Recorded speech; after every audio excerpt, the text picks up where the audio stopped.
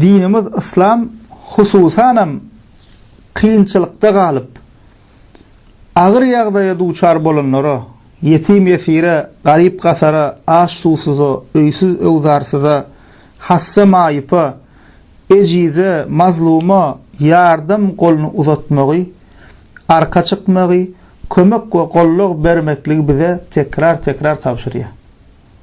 Eger misal üçin Kuran-Kerimi okasak, Muhammed sallallahu aleyhi ve sellem sahih hadislerini okasak, kan ayetlerde Allah Teala Kuran-Kerimde ve Muhammed sallallahu aleyhi ve sellem kan hadislerine şul sanak geçen ýagdaýa duçar bolan insanlara yardım golunu uzatmaklığın, arka durmaklığın, kömek etmekliğin ähmiýetini gaýta tekrar bize näme tapşyrýar. Ve şeýle etmeýänleri, yani kyn ýagdaýda galan kişiler eşitse de eşitmedik bolup, görse de görmedik bolup, bilse de bilmedik bolup, o daş tawragyna bipark bolup, maňa näme diýip, diňe özüni bilip ýaşaýan kişileri Kur'an we sünnet ýazgyrýar.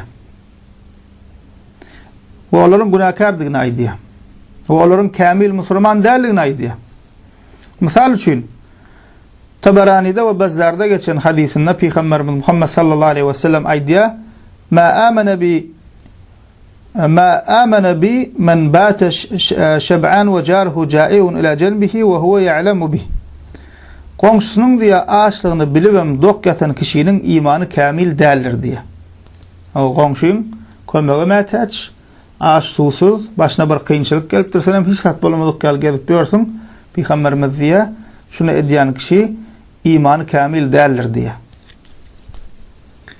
Ve başka hadislerinde Peygamberimiz Muhammed sallallahu aleyhi ve sellem insanlara peyda getirýän, insanlar üçin peydaly bolýan adamların Allah Teala üçin iň söýgüli adamlardygyny we adamlara kömek etmekligiň başyndan bir kıyınçylygyny gidermekligiň Allah Teala'nın gatynda söýgüli amallardan da haber berýär. Ýene de misal üçin Tabarani'de geçen hadisinde Peygamberimiz sallallahu aleyhi ve sellem aýdýar: Ahabbun nasi ilallah anfa'uhum linnas. Allah Teala üçün iň söýgüli adam diye insanlara peydaly adamdır diye. Her yol bilen, her görnüşde insanlara peydaly adamdır diye, peyda getirýän adamdır. Ve ahabbul a'mal ilallah azza ve cel surur yudkhilu alal muslim. Allah Teala üçün iň söýgüli amallyğa musulman doganyny begendirmek diye. Nesihat bilen, süýjü söz bilen, güler ýüz bilen, ziyaretyne barmak bilen, toyu bolsa, ogly gyzy bolsa gutlamak bilen, kömekleşmek bilen. Hawa.